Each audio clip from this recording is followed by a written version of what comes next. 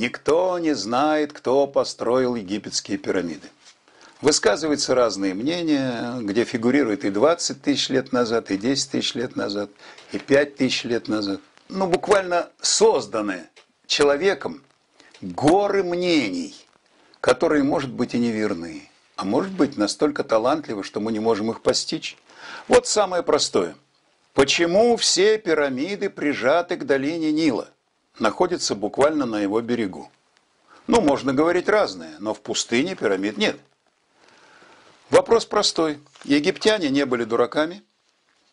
Они знали, что в составе материала пирамид 40% составляет вода. А будучи на берегу реки, до этой воды дотянуться проще. В далеком уже прошлом, в 1987 году, газета «Комсомольская правда» напечатала статью «Пирамиды из бетона». Я уже тогда активно собирал свой архив, естественно, вырезал несколько экземпляров и заложил в свой архив. Наступило время. Я нашел эту статью, преподнес ее академику Фоменко и предложил подумать на эту тему. А уж этот деятельный человек сам нашел Давидовича, которого называют то Джозефом, то Иосифом, это не важно, который очень много написал работ, и не только работ, но и сделал очень много изделий из геополимерного бетона. То есть можно взять крошку любых горных пород, соединить их с связующим веществом. Связующее вещество есть в Египте. Это ил Нила. И получите породу, которая на внешний вид совершенно неотличима от естественных горных пород. Этот фокус интересен, мы о нем поговорим потом. Ведь геополимерный бетон – это очень серьезно. Им сегодня пользуются направо и налево. Если вы сходите сейчас на отремонтированную станцию Курская и посмотрите на новые полы, которые настланы в вестибюле перед эскалаторами, ведущими вниз, вы увидите, что каждая вторая плита не является натуральной. И вместо гранита и лабрадорита там одновременно впечатаны большие пластины искусственного под камень сделанного материала, фактически керамика. Так что это довольно распространено. А начало этому, видимо, положили древние египтяне. В Египте, как и на всей Африке, мощные коры выветривания. Это те горные породы, которые еще в мезозое, то есть порядка 150-200 миллионов лет назад, были на поверхности Земли и с помощью воды, ветра, солнца, да и биологического фактора, переработаны в такую сыпучку, типа каких-то супесей, песков, глин, которые хорошо замешаны и в сухое время ведут себя почти как твердый камень. Это латериты. В переводе на русский язык это что-то вроде кирпича. Ибо латер – это и есть кирпич, дословно. Но ежели идут дожди, то за несколько часов латеритовая дорога превращается в красное или ржавое болото, и по ней не проехать, не пройти.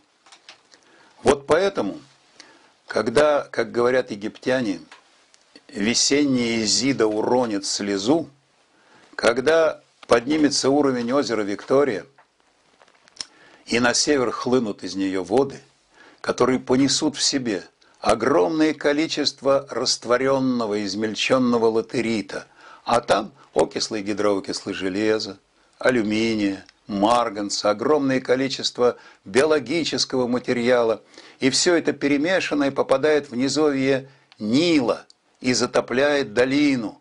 Это самый плодородный ил на свете. Это основа житниц египтян. На севере Египта нынешнего живут нуэры, которые считают себя настоящими египтянами, а северные люди – это так, самоназванцы.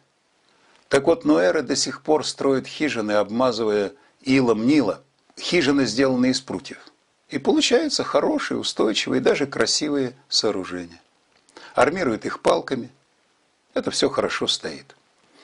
А на набережных Каира нынешнего сидят ребята на ваших глазах из ила Нила, делают чашки, плошки, кувшинчики, тут же в муфельных печах электрических обжигают и продают. Причем ил Нила дает очень хороший черепок, кремового оттенка. А в кремовый оттенок можно добавить любой другой цвет, он его хорошо принимает. Ну, кроме того, еще мы должны знать, что размягчение латерита в Африке – это большая беда. Образуются такие колоссальные стихийные бедствия, как сели, образуются овраги, которые называются, скажем, на Мадагаскаре лаваки, и буквально сносятся целые поселки, а уж о полях и говорить нечего. До скального основания сходит 15-18 метров рыхлого материала. У нас в России, в западной части России, до Урала, кор выветривания практически нет. Поэтому мы не понимаем, что это такое. А в других частях это крупные стихийные бедствия. Итак, вода полноводного Нила неслась в долину. Мы приводим фотографию реки Бецебука из Мадагаскара, чтобы показать, как из космоса выглядят эти красные буквально от латерита воды, чтобы посмотреть, какой этот ужас. Так вот, если иловые поля засеяны чем-то или засажены и дали урожай, то после урожая надо что-то делать. Ил мягкий, хорошо перемешан ногами буйволов, людей, мотыгами. Из него можно наделать кирпичей. Эти кирпичи будут высушены на солнце, и из них строят иногда даже двухэтажные дома, которые стоят, выстаивают. Еще в Библии сказано, что евреи жаловались, что фараон требует, чтобы они делали земляные кирпичи, а соломы им вовремя не дает. Вот такая была печаль. Снабжение запчастями было плохо налажено. А вот если представить себе, что одновременно с такими кирпичами мы еще умеем делать и бетон, потому что это довольно похоже, и тогда перед нами стоит пирамида Хуфу, он же Хеопс, перед нами стоит 201 ряд кладки из крупных блоков, и первый ряд это имеет толщину 1,5 метра, второй ряд 1 метр 25 сантиметров, и так кверху, и наверху будут идти ряды блоков от 90 до 65 сантиметров в ребре. И все они уложены так аккуратно, так подставлены по горизонтали, что образуют горизонтальные плоскости, по которым даже вода не стекает, а стоит и переливается через край. Это удивительно. Масса пирамиды 6,5 миллионов тонн. Хорошо, таких пирамид крупных немного, но если посмотреть вдоль долины Нила, то таких крупных пирамид хватит примерно на 20 миллионов тонн каменного материала. Мы хорошо знаем, что в самом лучшем карьере облицовочных камней выходы монолитов, то есть камней, которые имеют большие размеры и хорошие, не трещиноватые, массивные породы, примерно 10%, не больше. А где же тогда 90% ненужного материала, отходов, обломков? Давайте поищем. Увы, нет. Ни терриконов не осталось от тех лет, ни карьеров, засыпанных обломками. Никто об этом ничегошеньки не знает. Это вопрос очень серьезный. Потому что где набрать материала, мы не знаем. 65 миллионов тонн отходов спрятать негде. Египет хоть и 1 миллион квадратных километров, но это все-таки не так уж и много. Если взять все пирамиды, то надо найти место сохранения 200 миллионов тонн отходов. Их тоже нет. Наконец, вернемся к тому камню, который показал мне Михаил Александрович Бочаров. Этот камешек виден на фотографиях, которые мы прилагаем. Он находится в альбоме Фоменко и Носовского «Египетский альбом». Я под бинокуляром, иголочкой начал расковыривать этот камешек и вытащил из него 2 зернышка окатанного эолового песка. То есть тот песок, который разносился ветром. Слегка железненные, примерно в миллиметр размером. Спрашивается, откуда окатанный камень в толще известняка, да еще такого тонкозернистого, если принять за известняк блоки пирамиды Хеопса. ему там делать нечего. А вот как случайный материал, который занесен в нишу для бетонирования, это вполне возможно. Теперь, химический состав этого образца не показал, что это известняк. Это скорее доломит. То есть откуда-то появилась магниевая примесь. Вместо кальция СО3 по составу появляется кальций магний СО3. Это немаловажно. Это очень серьезно. Ну, цементных заводов тогда не было. Любую породу в порошок дробили вручную. Таких терок в Египте очень много, особенно на плато Гибейт. Я об этом давно говорил. И мой товарищ Разваляев мне детально описывал эту местность, где буквально сотнями валяются кварцевые и гранитные ступки с пестиками, в которых древние египтяне размельчали золотоносную руду. И промывали в воде тех ручьев, которых сегодня нет, на месте которых сегодня вади, то есть сухие долины, которые только раз в 100 лет наполняются внезапной дождевой водой и выносят всю грязь на равнины. Итак, какими же инструментами пользовались наши древние бетонщики, если мы подумаем, что они были? В египетском альбоме находятся 2 фотографии, в которых мы видим и ступки, и пестики. Они стоят рядом. Пожалуйста. Вот, известняк растирается легко.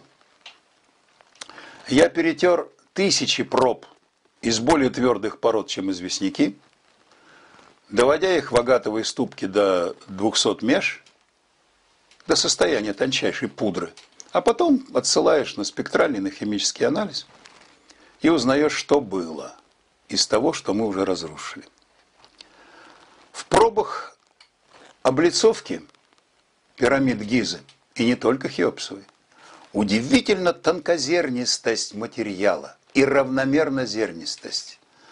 Если бы мне показали вот такой образец настоящего гранита, стандартный средний гранит, его зеркально отполировали, изнутри он выглядит как совокупность зерен кварца, полевого шпата, мусковита и биотита, и немножко граната, и все, то я бы сразу сказал, да, это гранит. Но кто-нибудь когда-нибудь видел подобную облицовку хоть с одной пирамиды? Мы знаем другое. Все природные камни, особенно находящиеся в пустынях, покрываются иногда коричневым, иногда черным налетом. Он называется пустынный загар. Вот как на этой гальке. Эта галька из пустыни Наска.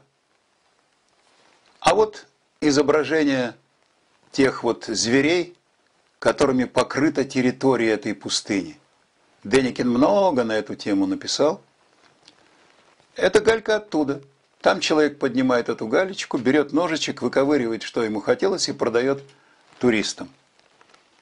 Вот перед нами еще более смешной вариант. Мрамор, которым облицованы пристани с 2 сторон одного из озер усадьбы Кузьминки. Я обратил внимание, что это хороший такой мрамор, неплохой. Но этот мрамор, наверное, существовал, выходя на поверхность, несколько сотен тысяч лет. Он покрыт пустынным загаром. Корка достаточно приличная по толщине. И задайтесь вопросом, как же из светлого материала появляется такой грязный материал? Это потому, что каждая горная порода имеет определенную пористость, очень тонкую. И по ней компоненты цветные выходят на поверхность туда, где теплее. Это такой факт установлен. Причем даже на самых чистых известняках, это известняк с Мадагаскара, самых чистых, состоящий только из одного кальцита, эта порода называется циполин, там, то есть луковица. Даже наждаком вы не сможете оттереть эту корку. Так вот, на блоках всех пирамид Египта никакого пустынного загара нет. Почему? Ответ простой.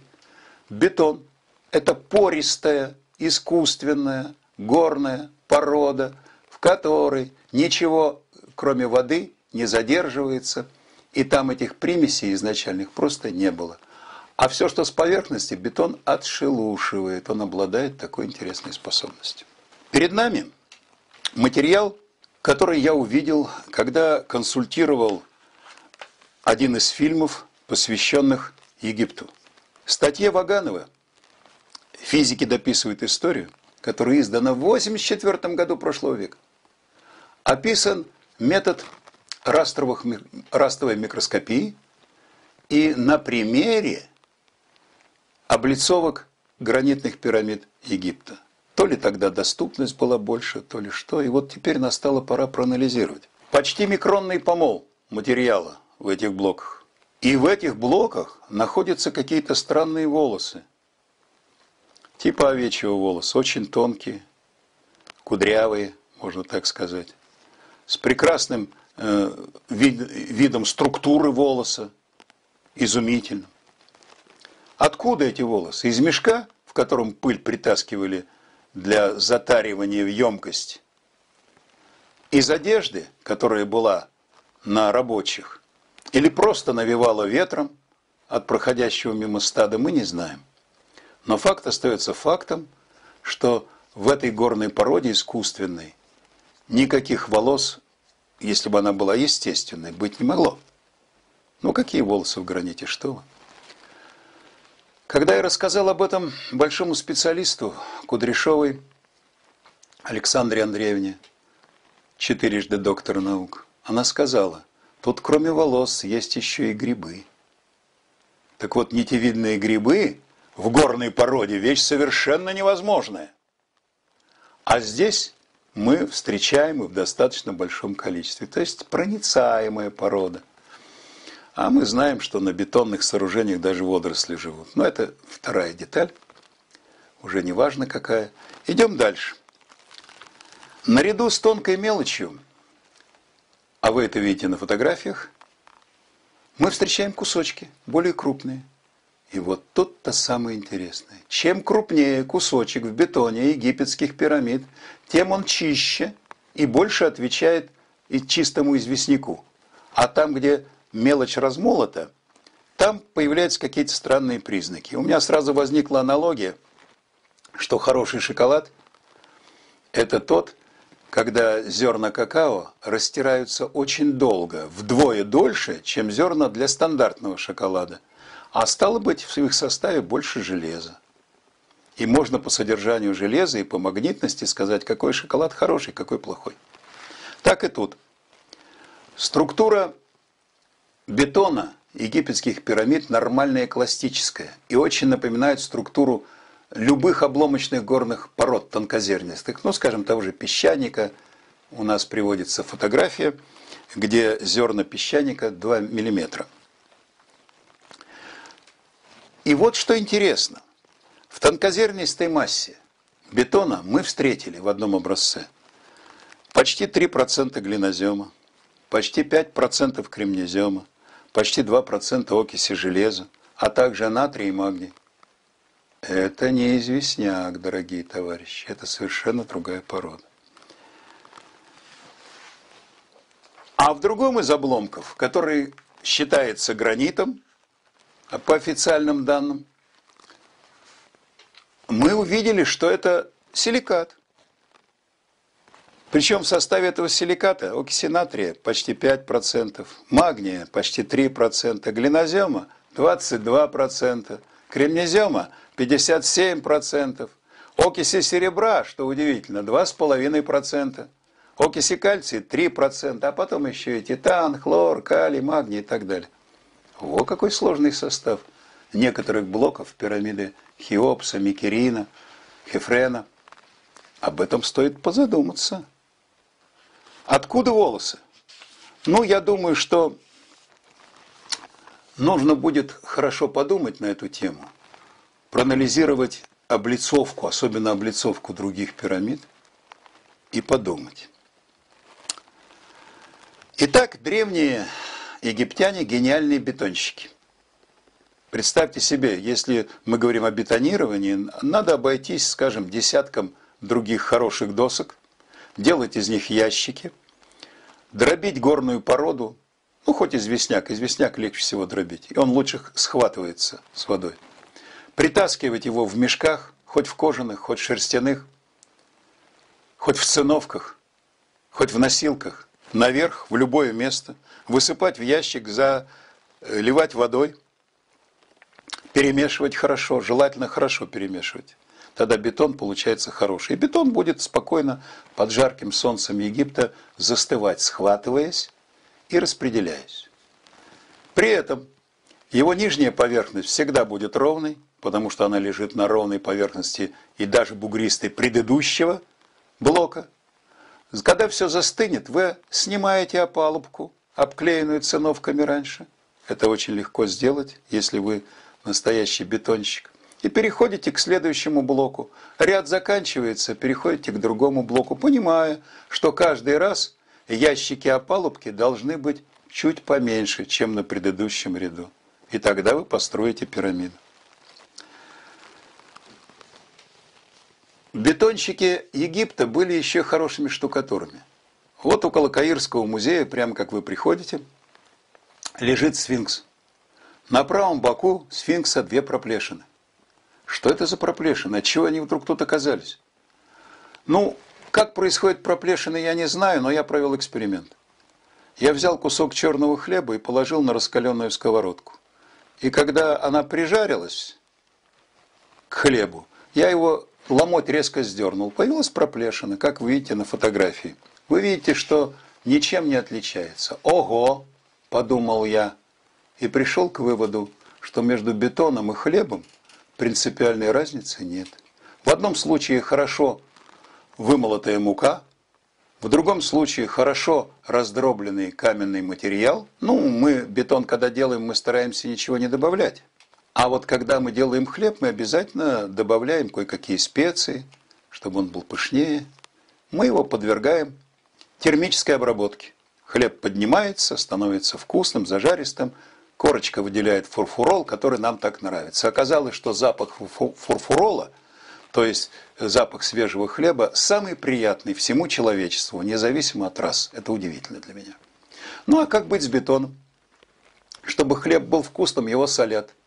Чтобы бетон быстрее схватывался, его тоже насаливают. Даже в свое время при Сталине за этот подвиг бетонщиков была выдана сталинская премия. Но прошло 50 лет, и оказалось, что соленый бетон быстро схватывается, но быстро разрушается. Он больше 50 лет не выстаивает. Поэтому пришлось разобрать и заново построить фактически метромост в Москве, эстакаду около метро Парк культуры и гостиницу Москву. Так старались наши строители, так насолили, что фактически гостиницу Москву можно было разобрать голыми руками. Соленый раствор превратился в серый порошок, который ничего не держал. Пирамиды прочны. Уже набрыдло всем пословица, что время боится пирамид. Наполеон когда-то кричал, что 40 веков смотрят на вас солдаты с вершины этих пирамид. Откуда он знал, что 40 веков? Ну, после Наполеона стыдно говорить о 30 веках, о 10 веках. Как-то неудобно. Так вот, давайте посмотрим на рисунки пирамид. На этих фотографиях видно, что люди до XIX века египетских пирамид просто не видели. Они их просто не знали. Потому что на картинках буквально череда пирамид. Гораздо больше оказывается на плато Гиза, чем 3 пирамиды.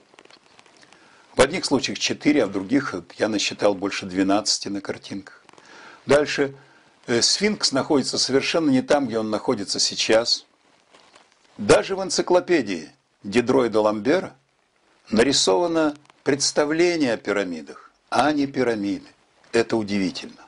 А в Риме действительно стоит остроугольная, остроносая пирамида Честия, которая построена гораздо раньше, чем Наполеон поехал завоевывать Египет. Иллюстрации из энциклопедии XVIII века, это Дидро и де Ламбера и других энциклопедистов, показан сфинкс в качестве такого, хорошего репера зрительного. У него с левой стороны капюшон разорван и как бы болтается, да, образно говоря. На самом деле он каменный, прочный, но почему-то вырваны куски. Теперь вы, когда поедете в Египет, вы увидите, что ничего этого нет, что капюшон сфинкса это тяжелейшая бетонная арка, которая опирается на его плечи, отягощает. Но если внимательно поглядеть, то мы увидим, что сегодня сфинкс совершенно не тот, который видели художники, которые сопровождали Наполеона.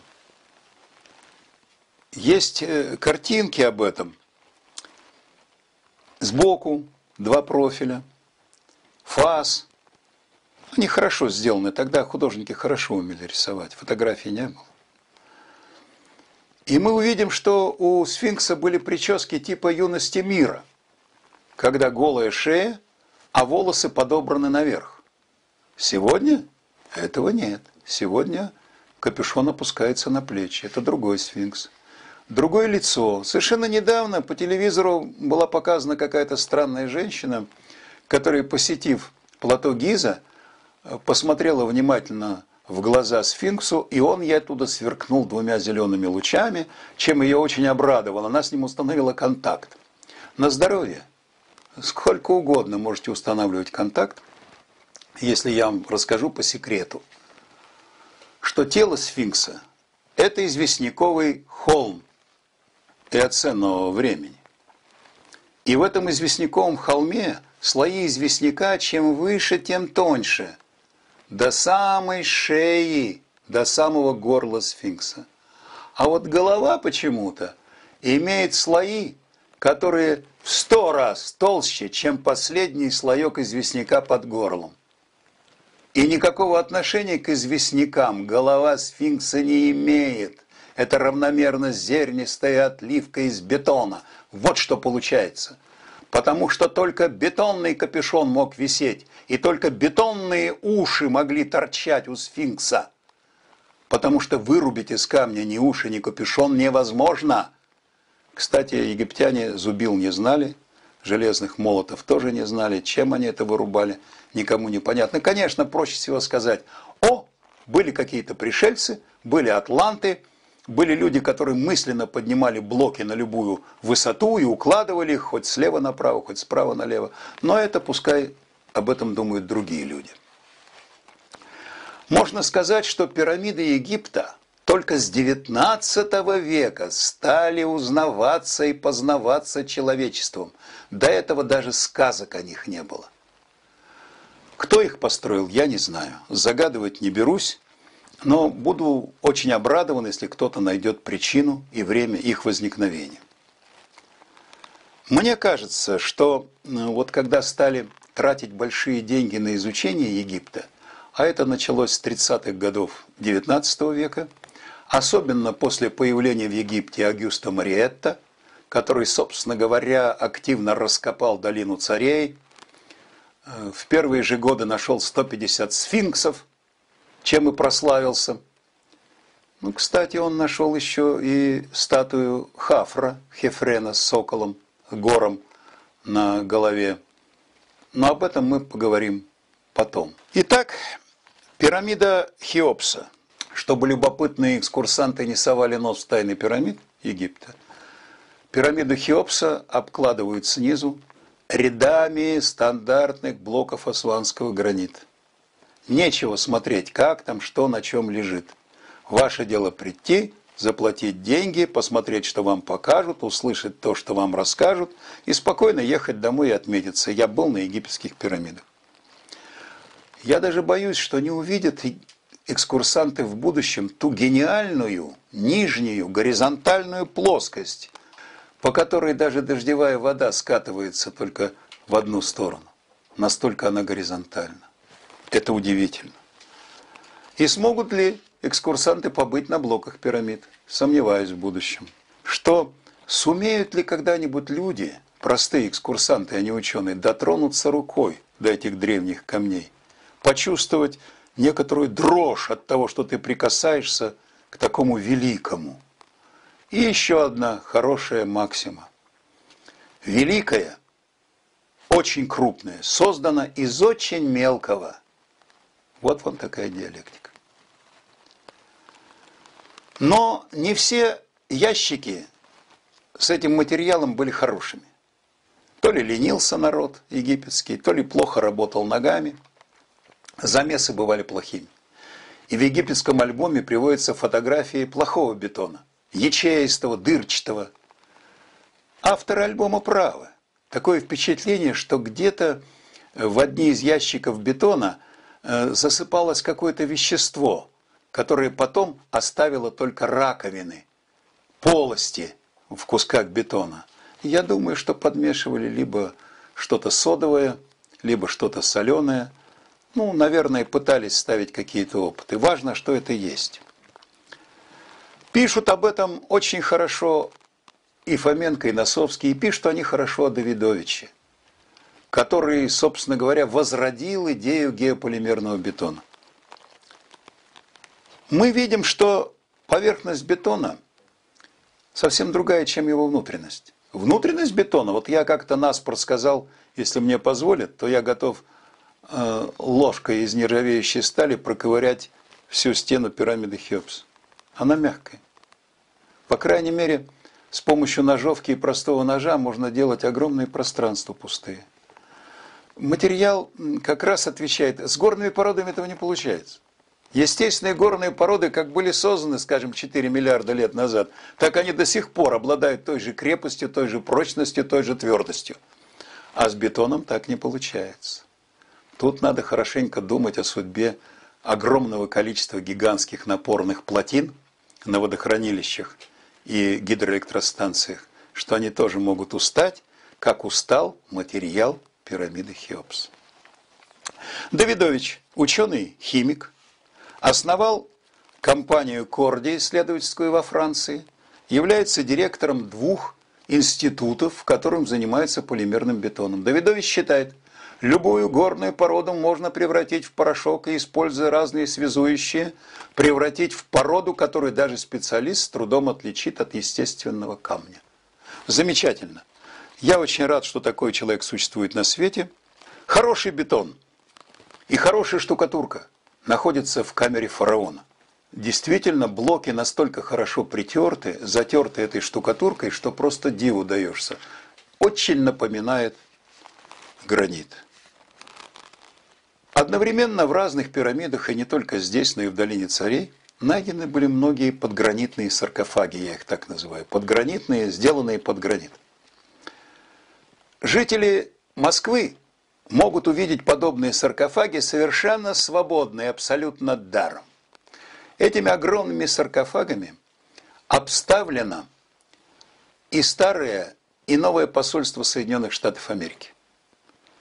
По крайней мере, там стоят их десятки, многие десятки. Наверху сделаны углубления, там сажают цветы.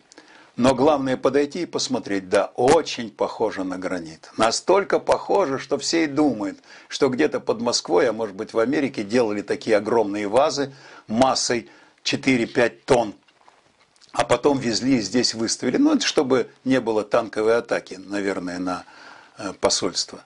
Но мало кто заглядывал вниз и видел потеки материала этого в виде сосулек под днищем этих ящиков. Так же, как в Египте, мало кто обращал внимание, что пирамиды, вот некоторая облицовка пирамид, а также, кстати, и двора сфинкса, а также некоторые саркофаги, выглядят почти как гранитные. Но когда кто-то когда-то отбивает край штукатурки, там оказывается обычный бетон. И, кстати, все иероглифы выдавлены по мокрой штукатурке еще тогда, когда нас с вами на свете не было. Итак, что делать? Юрий Филиппов, директор фирмы «Пигмалион» из Парижа, написал и издал буклет «Как сделать пирамиду у себя дома».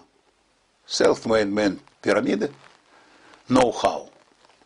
Для этого вы должны намолоть любой горной породы в порошок. Вы должны сделать ящик, обклеить его циновками, засыпать туда ваш порошок, который вы произвели, который сухой достаточно. Как из мокрой муки не испечешь хлеба, так и из мокрого цемента не сделаешь бетона. Это всем известно.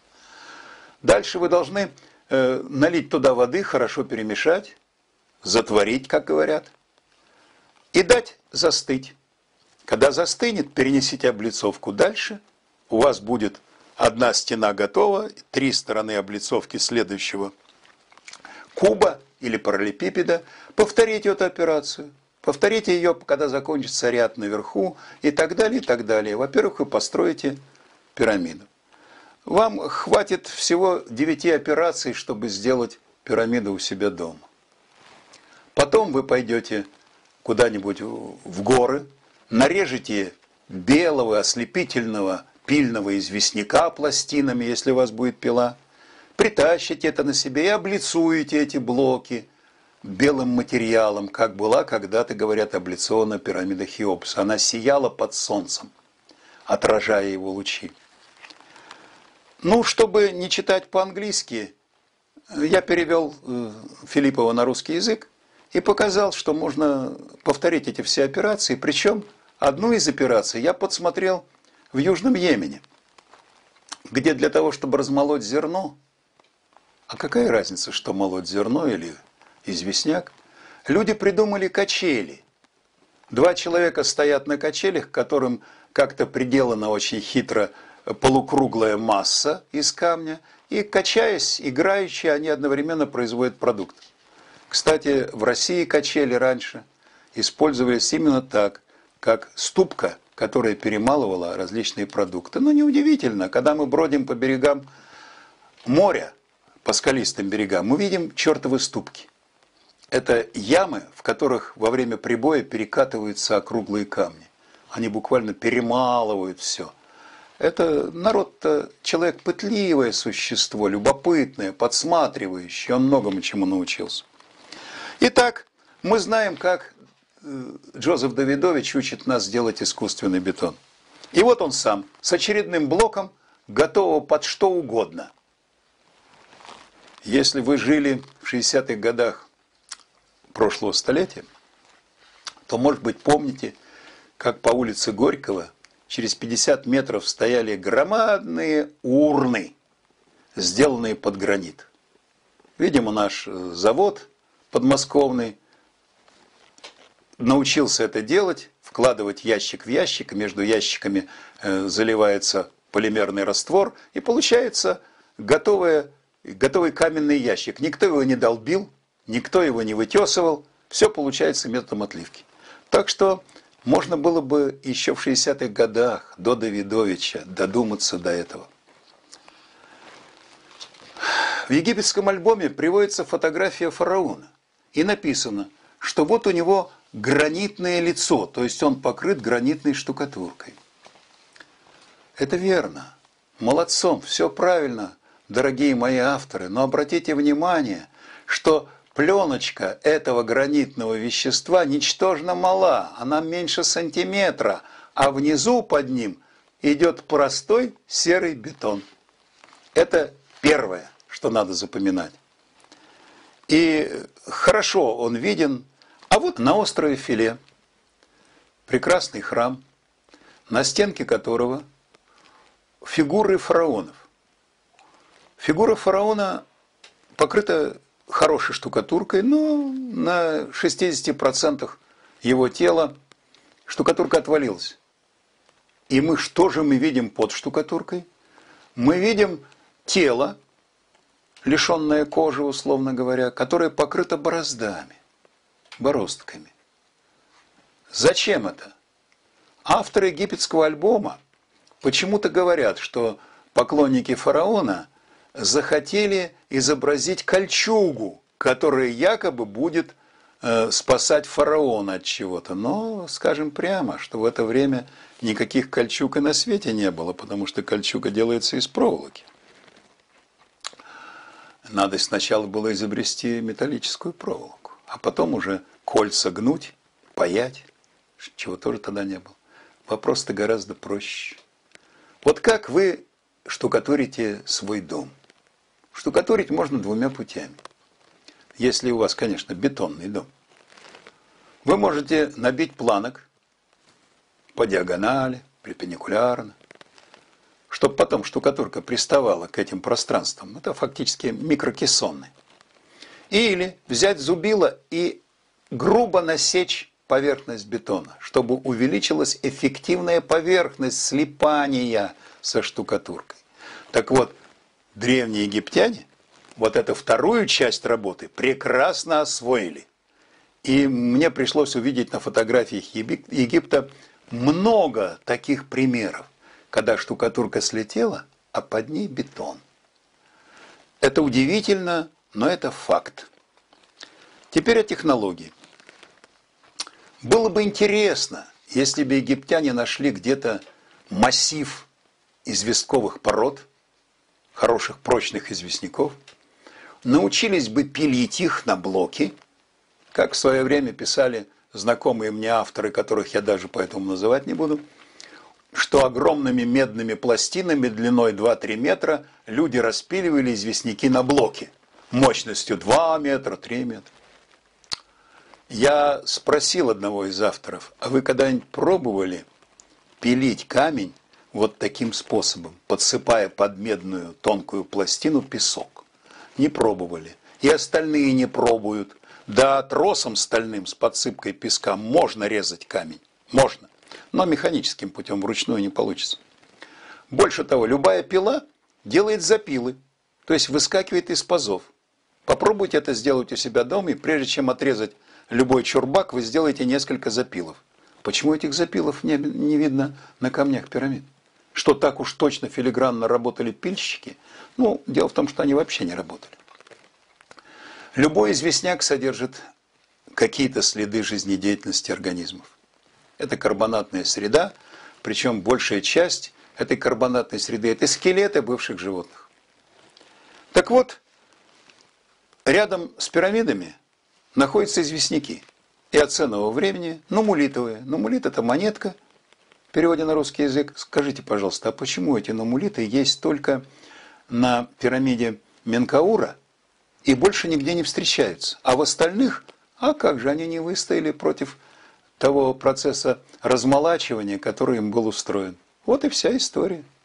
Хотя на Менкауре я говорю, что это есть. Итак, о технологии. Все пишут, гранитные и монолитные блоки – это основа всех пирамид и всех вообще мегалитических построек. Но мы как-то разбираемся в этом немножко и приходим к выводу, а где же была стройплощадка? Стройплощадка, оказывается, была в 800 километров от Гизы. Это карьеры Асуана, острова Элефантина. Вот там, где все добывалось, везлось, за 800 километров. Ну хорошо, по морю, то есть по руслу Нила. Тогда водохранилища Насара еще не было. Поэтому русло было такое узкое, более углубленное. Можно было что-то привезти, было бы что возить. И вот специалисты говорят, вот там, в Асуане, делались дырочки в граните. В эти дырочки вставлялись колышки деревянные. Поливались холодной водой или горячей, это уже на вкус, на цвет. И вот эти колышки там размокали и разрывали. Товарищи дорогие, а кто дырочки для колышков делал? Чем? В граните же, в диорите же, в габроидах. Как? Да в известняке попробуйте сделать, а я посмотрю. Не так это все просто. Дальше. Выламывали огромные блоки. Да не выламывали, не умели выламывать. Это настолько правда, что просто диву даешься, как даже наши специалисты описывали. Молотом или с помощью больших булыжников долерита освобождалась верхняя и наружная часть монолита, затем следовало освобождение внутренней стороны и нижней, создание широких трещин, дававших доступ к каменотесам для окончательного отделения блока и его черновой обработки. Каменотесы работали каменными или деревянными молотками и долеритовыми резцами, а может быть даже с инструментами из медного сплава, нам неизвестного. Доехали, приехали. Почему медный сплав? Да все понятно. Очень давно установлено, что на некоторых образцах больших камней в Египте существуют дырки. Причем дырки цилиндрические. уходящие глубоко вниз. И Петри, исследователь пирамид Гизы, в свое время придумал, что были какие-то странные ребята, которые вот сверлили камень, как хотели, ну, с помощью чего он скрывал, и там почему-то примазки меди на стенках вот этих вот дырок. Ну, для меня ничего тут странного нет. Там, где находятся эти камни с этими дырками, находилась экспедиция, которая занималась разбуриванием карьеров, готовила данные под плотину Асуанской ГЭС и так далее, и так далее, и тому подобное. Все очень просто. Все это события 60-х годов прошлого века. А медь откуда? Не медью же резали этот камень, а это колонковая труба, армированная головкой, с твердосплавными лесами или с алмазами, которые запечатаны в медную матрицу. Потому и следы меди. Все очень просто. То есть, меня удивляет, что археологи просто не знают того, что делает человек сегодня, что он способен делать. Любой москвич может увидеть то, что я сейчас назвал, во дворе института имени Губкина, ну, в известной керосинке на Ленинском проспекте. Зайдите во внутренний двор, и там стоят огромные глыбы с дырками. Там для тренировки делались буровые станки, включали и показывали студентам, как это нарезается. Попробуйте, вы увидите. Так что мне очень грустно, что до сих пор бытует мнение в печати, что можно деревянными молотками, каменными булыжниками что-то очень ровное отсечь. Я, конечно, понимаю авторов этого прочитанного. Они имели в виду великий монолит, который находится в Асуанском карьере. Это гигантская призма четырехугольная, которая имеет протяженность 41,7 метра, при ширине грани призмы 4 метра. И две траншеи справа и слева глубиной 4 метра до самого дна обелиска. И даже попытки подрубать обелиск снизу. Во время подрубания обелиск лопнул в двух местах.